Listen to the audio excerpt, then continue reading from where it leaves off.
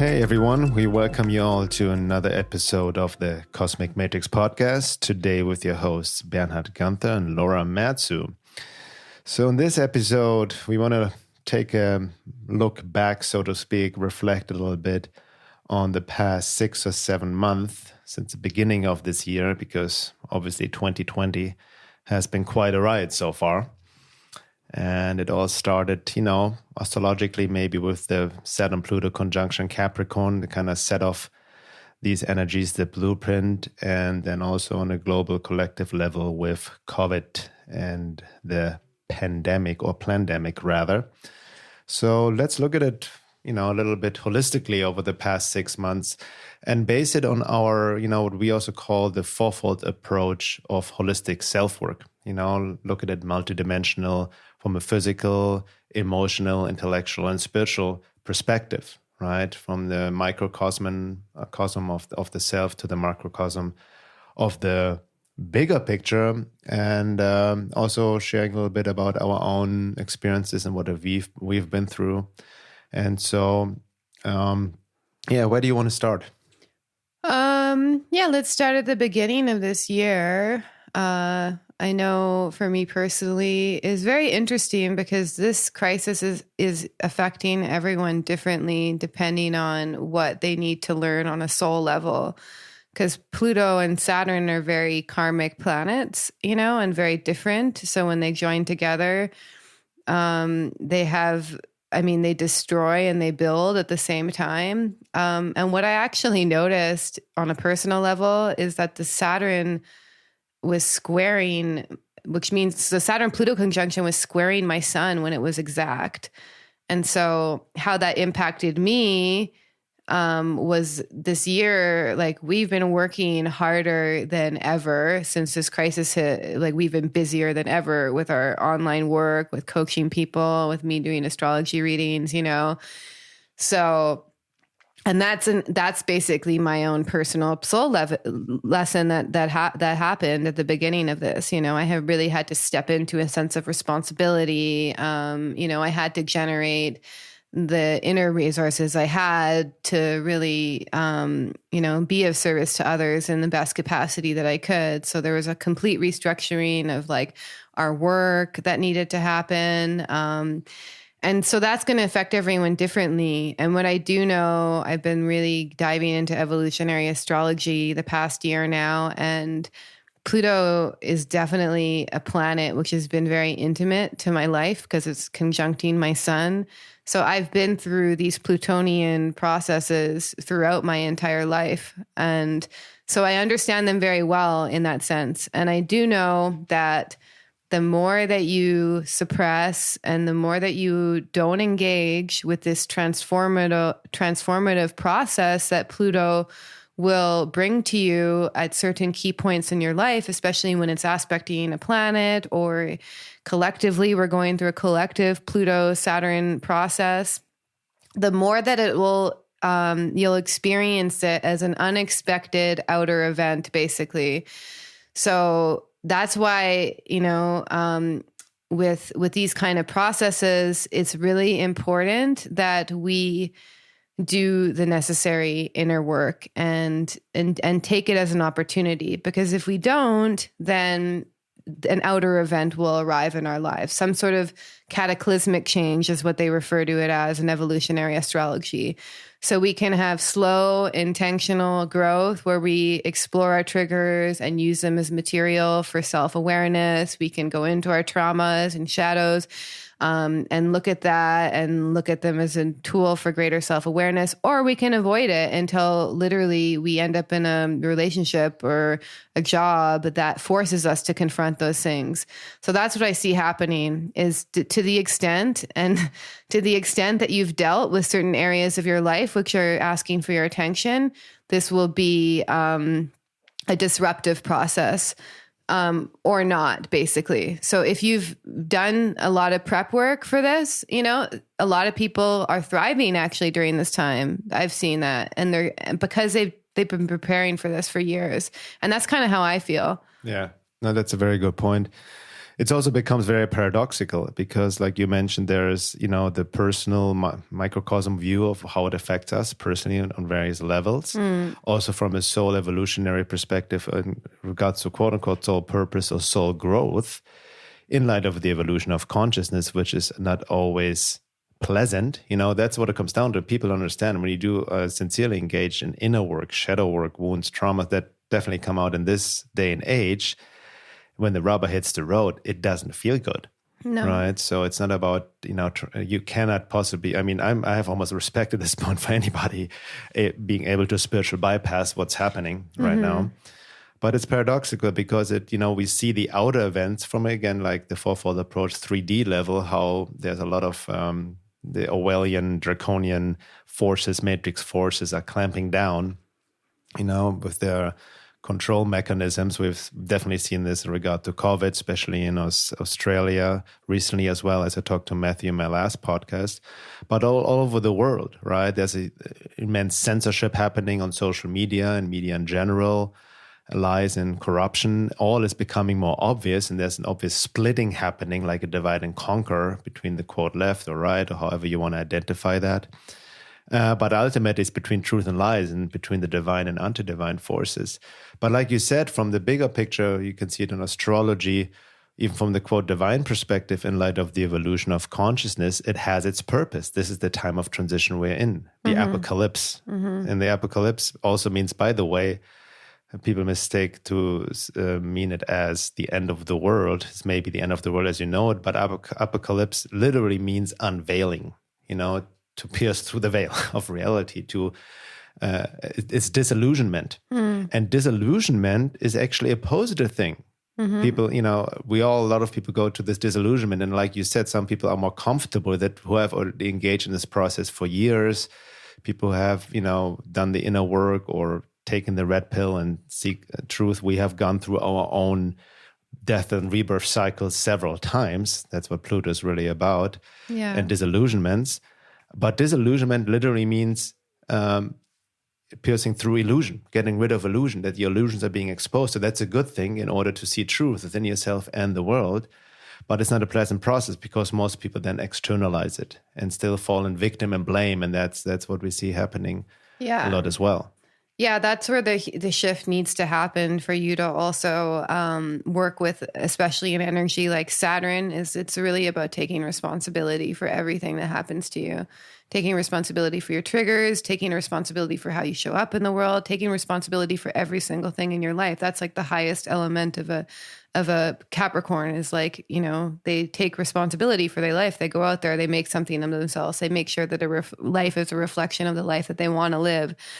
And I was actually thinking about the other day, I moved to nature to try and live off grid in 2016. And I remember because I was in a cabin that had really poor insulation that winter that Donald Trump first got elected. And I was like, holy shit, I just knew something was happening.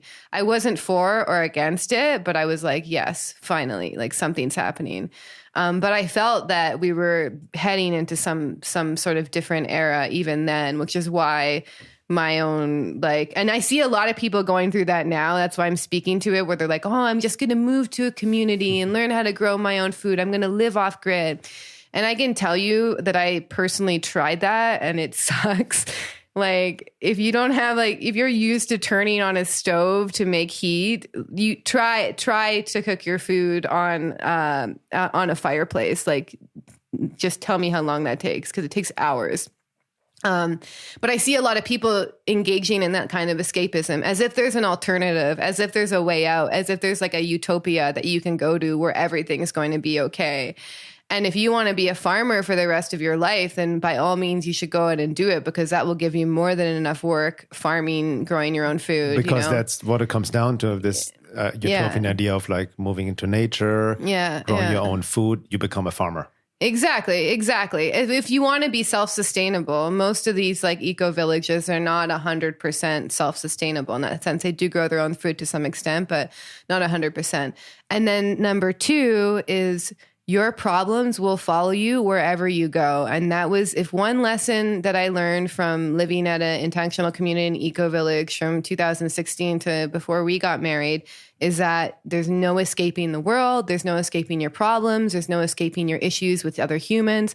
It will all show up wherever you go. So if you decide to go live in an intentional community, you will face the same shit that you're dealing with your neighbor who supports a different political party than you do. It's like, that's the thing, is we think that there's a way out. We think there's a way to escape.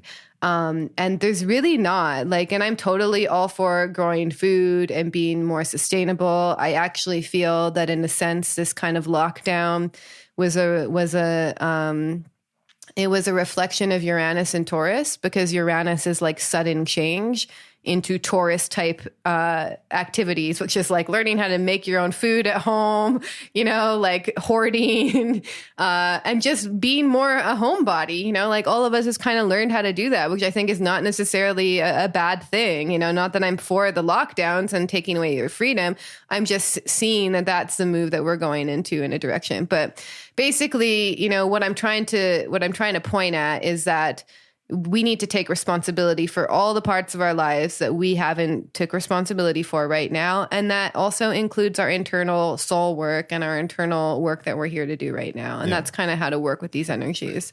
Yeah, and just to be clear what you just said, it's not like we discourage community or off-grid living or growing your own food. We're not all for it, be for it, but don't delude yourself that this is going to take care of everything as an escape mechanism. Yeah. Right. We're all for community, in fact, and conscious communities, but conscious community also entails a lot of inner work, psychological work, shadow work, and working within, quote, relationship, because all there is are relationships. Yeah. But, I want to recap a little bit from a basic 3D level what happened. Obviously, there's lockdown and the COVID scare happened around, February? I remember I wrote this article, Corona Fear Virus and the Forces of Illness, in the end of February, just when it all started, Yeah. And I've updated it several times, but since then it's still the whole premise of that article, which you can find on my website, veilofreality.com, still holds up, because my premise was basically the main virus we're dealing with is the fear virus. Mm-hmm. And that's what it's being installed, And you can go into, whatever technicalities of the COVID and what happened and the information and the contradictions from COVID and the WHO and the numbers and all of that and the tests. It's all like, it's so paradoxical. But, I think one person who laid it out very well was Mickey Willis, I think, both of his films, Plandemic 1 and 2, which were highly censored. But regardless, it is really this fear virus that has overcome people. Yeah. Which then that's why they give away their freedom, right? Yeah. When you are stuck in fear, externalized, you're easier controlled and you give away your freedom. So that's what we've been seeing happening over the past few months.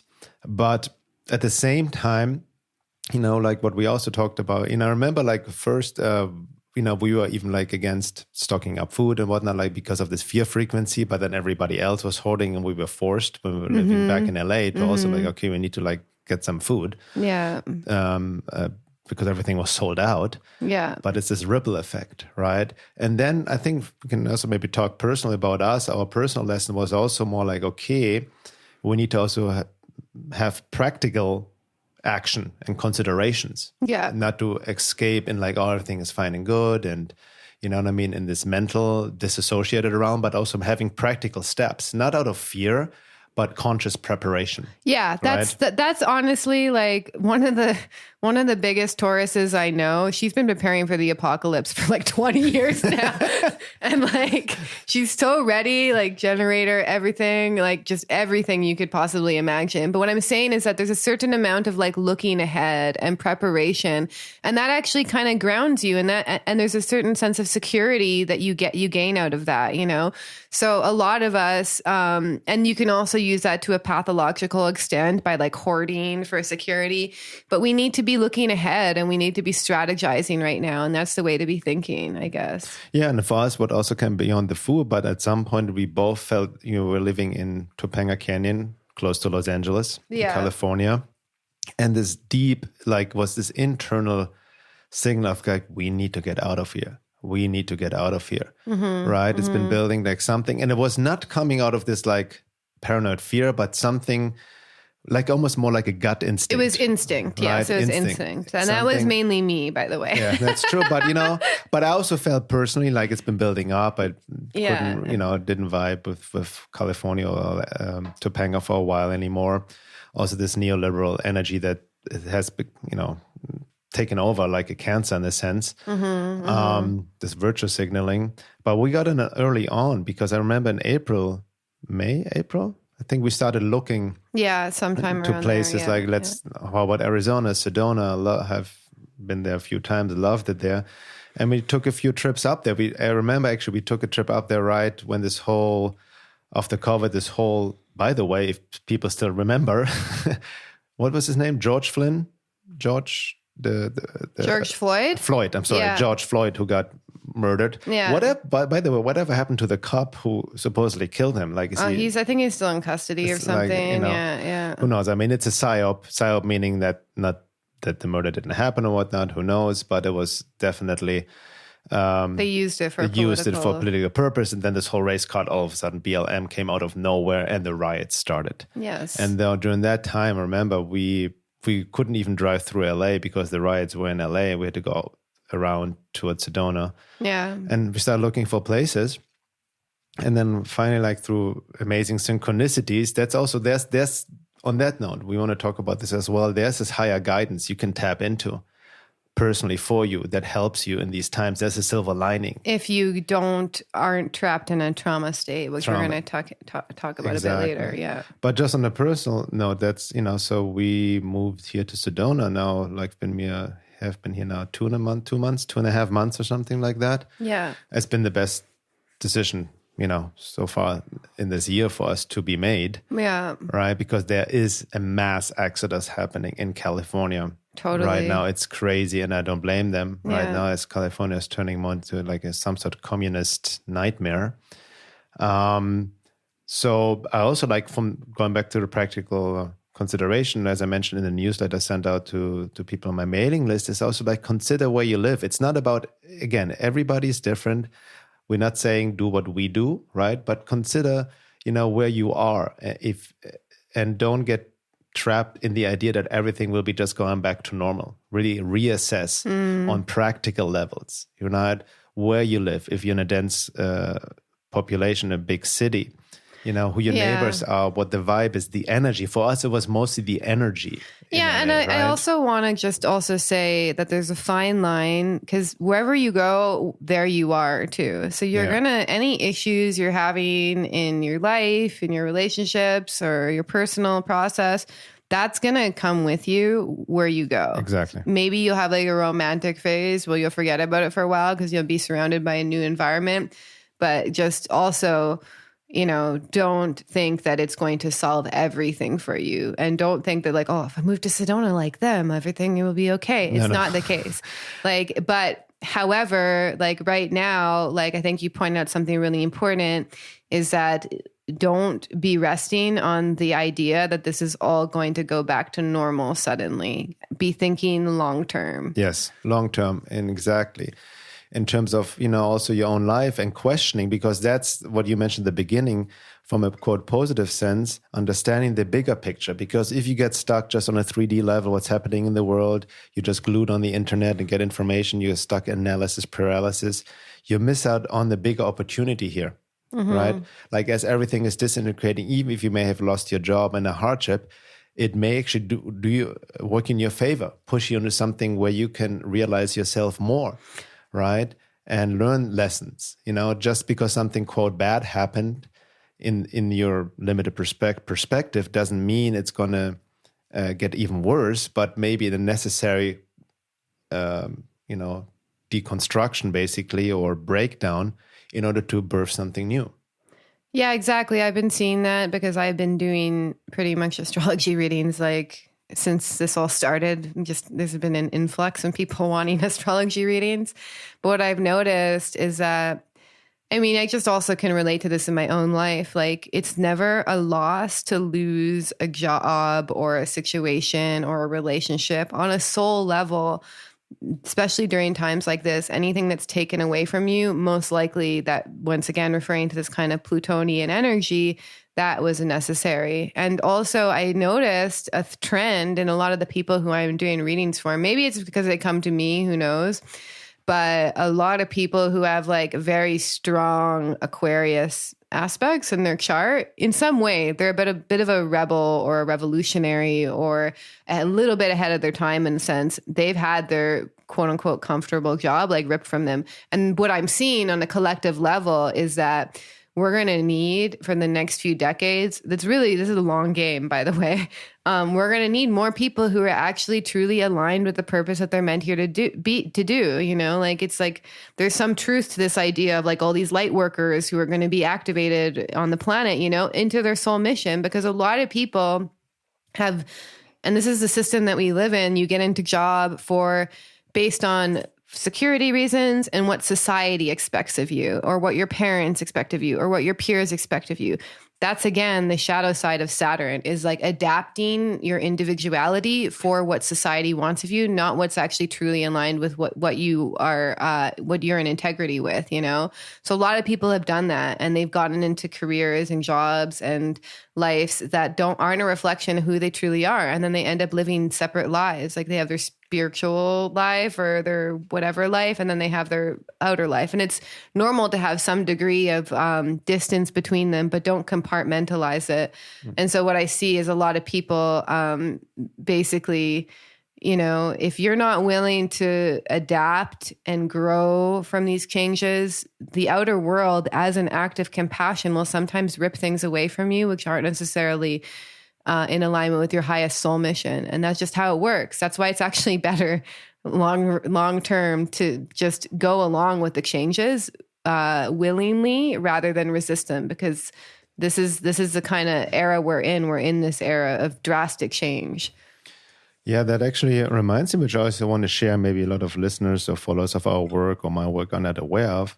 During this time when this whole COVID happened, the lockdown, back in February, March, April, I lost my job in Los Angeles, Topanga Canyon, because, you know, I used to work, had a lot of clients for body work, massage and body work. Obviously, I couldn't do that anymore.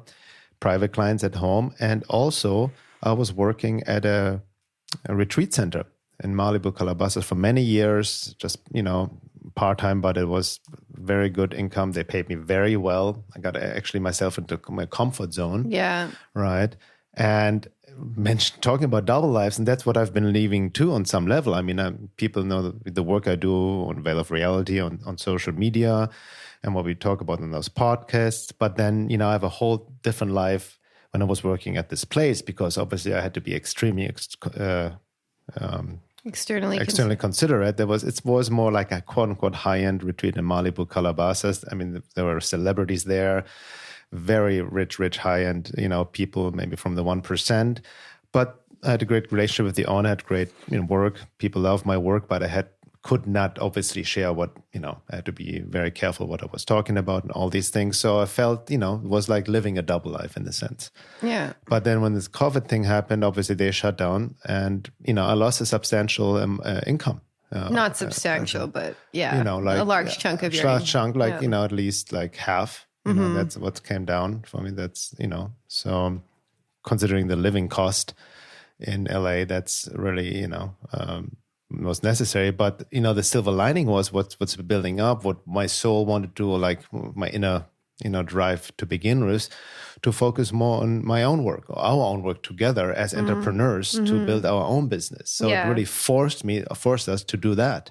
Yeah. Right. To really, okay, we need to now really focus on that. I have no quote unquote safety net to fall back onto of this, like, very, you know, my monthly checks or biweekly checks I got of just showing up, doing a massage. Yeah. So that really forced me to, you know, okay, I need to, you know, focus more on what I actually has been building up for years anyways. And that's what we've been doing. Right. And then you see, once you really do make that jump, you know, and really have that faith doors open where there have been no doors before. I mean, I'm not saying it's easy. I'm not saying it doesn't require work. It definitely requires work and dedication. Yeah. Right. And also, it doesn't happen overnight, but that's what it comes to. That's how we can use these times to find the silver lining, because it pushes us out of our comfort zone. And instead of going into victim and like, oh my God, and like trying to get the checks from the government, which can be a trap in itself, which I also never applied for. I could have done it. So that kind of gives you the drive and even the motivation and the creativity to really realize yourself, like not from a spiritual perspective, but from your perspective of following your bliss. Yeah, and that also ties into this physical perspective. So the first thing, I just want to be very clear with this. So we're talking about the fourfold approach of holistic self-work, which is what we cover in our sessions when coaching people. We also cover it in our courses. And the first place to look is a physical perspective. So basically what this means is physical is not just diet, exercise, it's your physical resources. So do you have enough to support you? Are you living paycheck to paycheck? Are you greatly in debt? All of these things are also going to come up right now, And so it's easier said than done to be like, to tell people, oh, you just need to move and then, live wherever you want. Some people don't have the possibility to do it. But it is possible to go from one stage to the other. It just takes work. Like this is what I did. I knew what I wanted to do. And I really wanted to work. I was already doing like tarot and astrology readings for a while now. Not professionally, but I really knew I wanted to take the jump. And I really knew that it wasn't in my future to be employed under someone. It just wasn't working for me. They hated me because they just hate, like every single employer I went to, because I was just it was almost like the kind of person I was not someone who they felt threatened by me in some way, basically. So I couldn't avoid that. And it was also a way the universe was like tapping me on the shoulder, being like, you got to get out of these kind of jobs, So what I did is I worked and I saved. And then every time I saved, I educated myself in the areas that I was passionate about. And then sometimes I would run out of money and I'd have to go back to a normal job again, but I worked, I saved, I spent money on my education, my training. And that's how I made the jump. It was a hustle. It was a serious hustle. And so I went in debt for a period too, but I went in debt with the mindset that this is temporary. And I know if I work hard and I know since I'm following something I'm passionate about, it will eventually pay off. And then it did, So like we have to learn how to hustle in this way as well. So if we're not in a situation or if we're in debt, we need to figure out how to hustle. You don't want to just be paying the minimum amount on your credit card and just be in debt forever. You have to figure out money management skills. You have to figure out other ways, and there's a way out of everything, because basically what's happening right now, the physical world is being shifted, like Saturn structures are dissolving, meaning like legacy media, mainstream medicine, even the government structure is most likely going to shift in the next few decades. All of these old structures are shifting, and there's also the opportunity to build something new as well. So this is the time, if you've always been wanting to do something or to follow some sort of passion of yours that you're really passionate about and that that you're really good at because you are passionate about it, because the two go hand in hand, now is the time to actually make that jump and not make excuses. Like I never made excuses when I wanted to do what I wanted to do, because I was like, this is what I need to do. Like, why would I live my life for someone else or someone else's programming? And that's also a Saturn lesson, is like, have you been living your life based on what society expects of you, or is it a reflection of your own values? Yep. And now's the time to make these physical changes, basically. Exactly. Or maybe it's just you're out of shape or something and you really need to get your health back on track. Like, begin with the physical. Always it definitely, the issues in our life are multidimensional, but without the physical foundation to hold you, if your health is poor, if you're, struggling financially, then nothing in your life also can expand based off of that, a weak physical foundation. Yeah. And that's the key, the foundation and building, especially like going back to astrology with the Saturn-Pluto conjunction, especially in Capricorn, Pluto and Capricorn. And Capricorn is the slow builder. we need to build a foundation. Yeah. That goes back again to this fourfold approach of holistic self-work. I mean, you have done sessions for many years, myself included. We've worked with thousands of people literally over the years in groups and retreats and one-on-one. And what we're missing, what really comes down to is, again, the foundation. Many people, like many of us, myself included in the past as well, we can easily fall into spiritual or even psychological bypass. And when we think we have, we need, this is already, I've done this, I need more advanced stuff and all these things, when we don't have our foundation ready, the groundedness. You actually, if you really study the mystery schools and esoteric teaching, the secret schools, is not they try to withhold information to control people. Those are other, like the malevolent, maybe secret societies. But the true esoteric schools, they understood that you have to be at a certain level of being a certain foundation before you can engage in the higher spiritual esoteric work. Even Gurdjieff is the best example of his work. He didn't accept people who weren't a good obivatal, he said, like a good worker who have their basic life necessities together and also are able to handle the monetary, physical, money issues in their life, regardless what you may think of how the economy is screwed, the debt system, the money system, and all of that, currencies and all of that. Yes, we know the economy is manipulated, but don't use that as an excuse, right? Also to get your foundation ready, that you can essentially invest into yourself.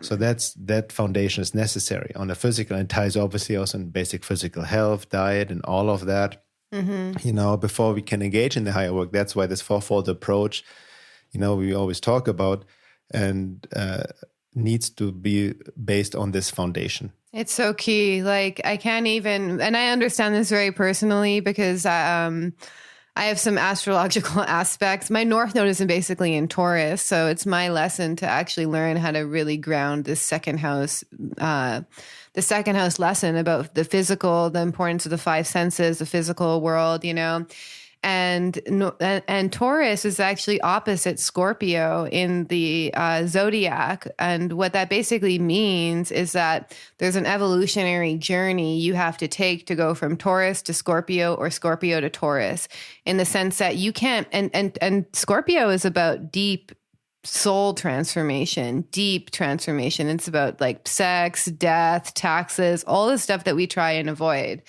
and intimacy. And so we can't go through these crises unless we, unless we have this solid foundation. And that's what I see time and time again, is like a lot of people take this aesthetic approach to spirituality where they completely, I even took it myself, and I was very ungrounded, and it was much harder to get some solid inner work done when I was very ungrounded, because you're going to be in a survival state all the time. That's the issue, is if you're worried about if you can pay for food, like think about what that does, to the subconscious and the psyche.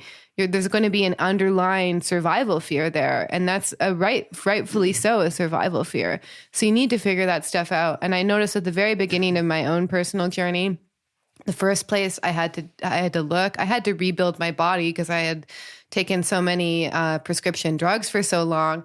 But I had to figure out, number one, a diet that worked for me. And number two, I was like working out like multiple times a day to like detox my body and stuff. But that was me just building the physical foundation and getting that sorted. So it's really important that we not undervalue the importance of taking care of our basic physical health, not seeing it as an end all be all, but it's extremely important. It's the house that we live in. So we need to have that foundation before we go deeper into other work, which leads us to the second part.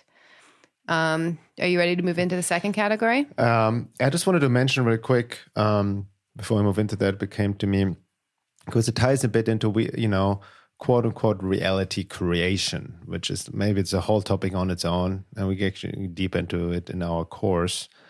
And because it's not black and white, it's not that oversimplified, completely distorted new age, the secret version of just think positive thoughts and everything. You're in the solipsistic bubble, right? But it reminded me of what you just mentioned about, if you're worried about money and you go to grocery store, I can't afford this and all of that. Mm-hmm. I went through this years ago. I noticed that, that the mind state still affects on some level. So it's really like watching your mind. Where are these thoughts coming from anyway? We had a whole podcast on this matrix program called poverty consciousness or scarcity consciousness, and it's not implied that, you think rich thoughts, all of a sudden money will appear out of nowhere, like this completely distorted new age version.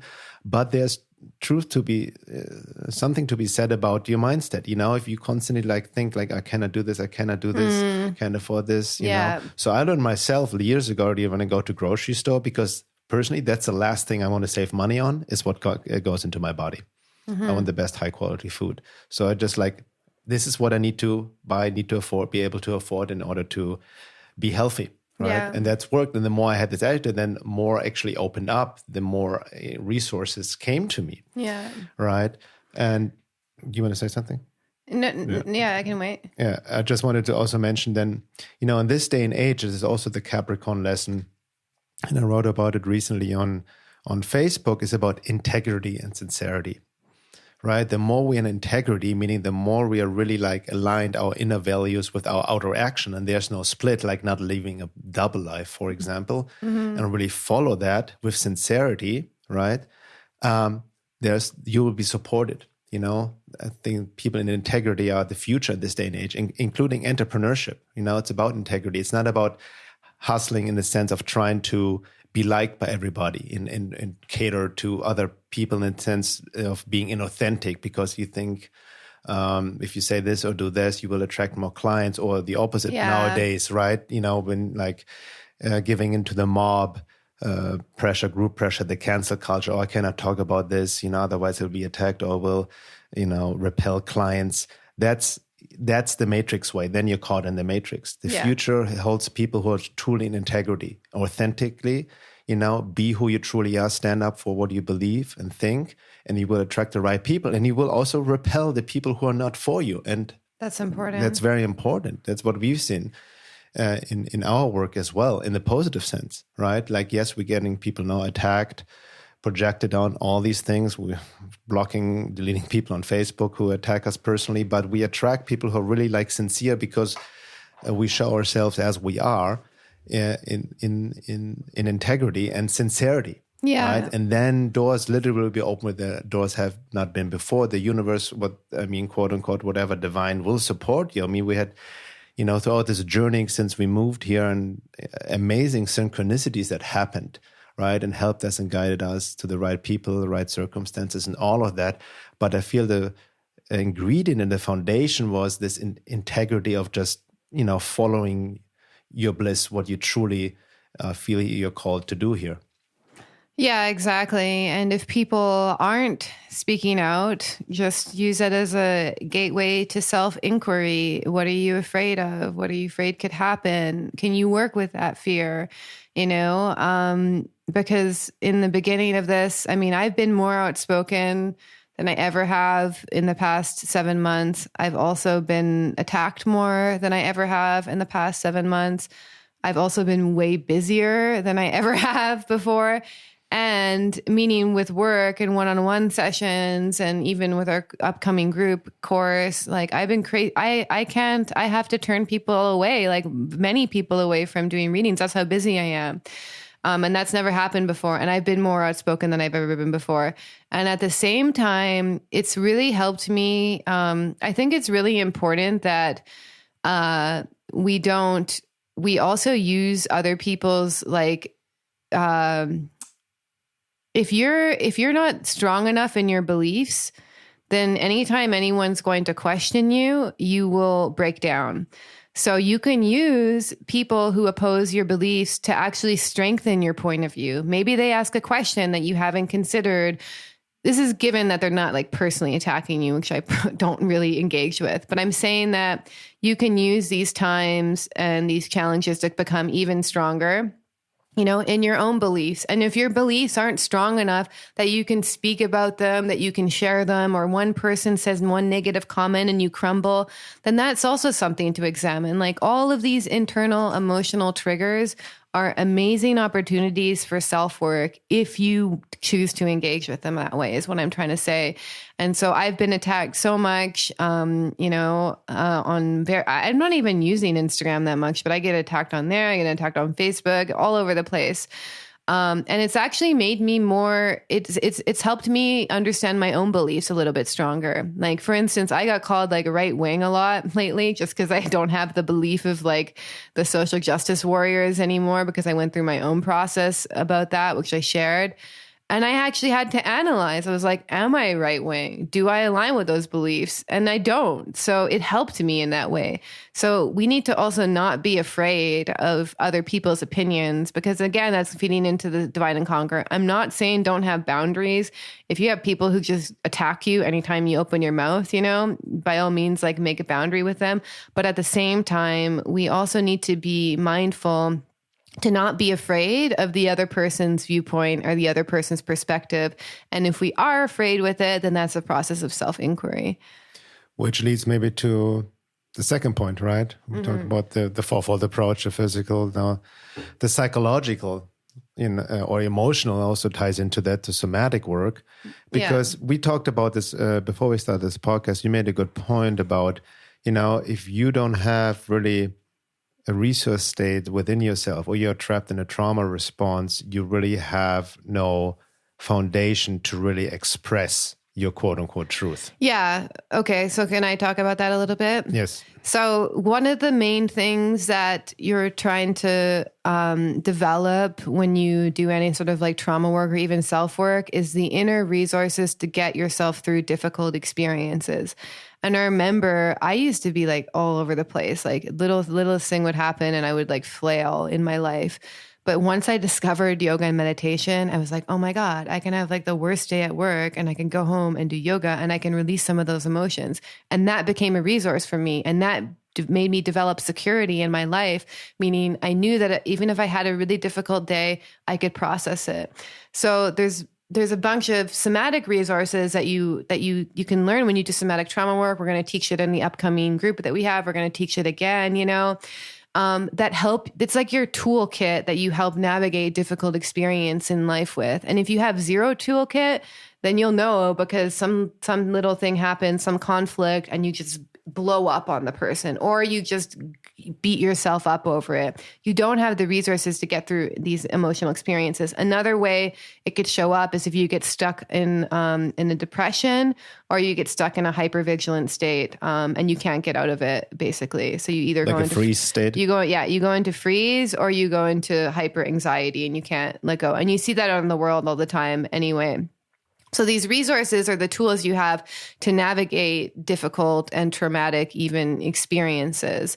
So some examples of resources that, like are fundamental to somatic trauma work is centering your attention on the present moment. So this is basically developing the skills of mindfulness to tune into your body, to tune into where you are, to notice where you are, to get out of the story of the head, because a lot of us are probably, as a trauma response, most likely like just gripped on the screen, gripped on the news, waiting for what's going to happen. And actually what's going on in our everyday environment is not so bad. So we need to actually learn how to orient to the present moment, which is key. And number two is also this thing called dual awareness, where you're able to notice what you're feeling while also paying attention to what's going on in the outside world. So you're not overly focused on what's going on in the outside world and checked out on what's going on within you. And you're not also overly focused on what's going on within you and focus on what's going on with the outside world. And that gives you a sense of like reality and presence, because usually when we're in a trauma state, we're either fixated on what's going on out there and not fixated on what's going on within us, or the other way around. We're just totally fixated on our own feelings and we just don't realize what's actually going on around us. And another thing is also just grounding. So you could do this in a simple way. There's lower belly breathing, which is really great. Diaphragm breathing, which you can easily Google. You've probably done in a yoga class if you've taken a yoga class before. And it also just means getting out in nature and getting out in the sun and just, just grounding yourself in the natural world is really huge. There's also this capacity for pendulation, which you need to build to navigate trauma, which is being able to go into difficult feelings and being able to come out of them. And if you get stuck, that's when you're in a trauma response. So if for me, I can give you a direct example. I had to put a limit on watching like some stuff on Twitter feed because it was like super violent, especially when the riots first started. And I could feel everything. And how it manifested in me is I was falling into a depression where I would just feel a little bit checked out and just a little bit disassociated, and just my mood would be down, because I was getting stuck in that trauma state from watching the news, and I had to actually be able to get out of there.